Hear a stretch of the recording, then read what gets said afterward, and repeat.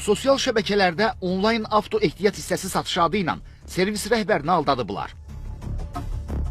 Bu barədə zərərçəkmiş usta Tural Rəhmanlı Xəzər xəbərə danışıb. O iddia edib ki, təmir etdikləri Chevrolet markalı avtomobil üçün ehtiyat hissəsinə ehtiyac yaranıb. Sosial şəbəkələrdə Erer Avto ehtiyat hissələri adı ilə fəaliyyət göstərən səhifədəki nömrə ilə əlaqə saxlayıb. Biz Erer Avto olaraq əlaqə nömrələri ilə, hər iki nömrəsi ilə əlaqə saxladıq ki, bizim üçün Captiva avtomobilinə, Chevrolet Captiva avtomobilinə orijinal olaraq ehtiyat hissələri lazımdır. O da dedi ki, problem yoxdur, indi biz sizinlə əlaqə saxlayırıq. 3 dəfə bizlə danışıb, yəni elə professionalcasına oyun oynayıblar ki, 3 dəfə danışıb ki, indi tapıram, səbirli olun, indi taparıq. Və yaxud da tapdım qardaş, hazırdır. O kimi 2100 manatlıq, sonra elə oldu ki, 100 manat da hələ bizə ustupq elədi və dedi ki, 100 manat da burada mənim çörəyim var, mən kimdənsə bunu alıram.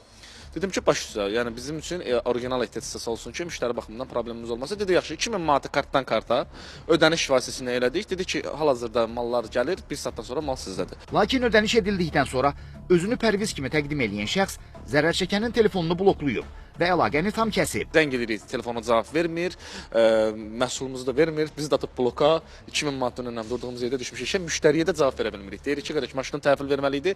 Müştəri də neynəsə, pulu bizə verib, bizə almışıq. Belə bir şey. Başqa nömrə ilə zəng edirsiniz? Başqa nömrə ilə zəng edirik.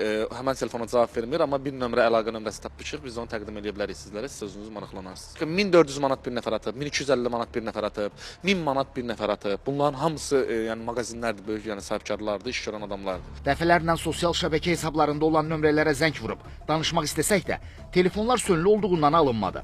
Zərər çəkmiş məsələ ilə bağlı polisə də məlumat verib.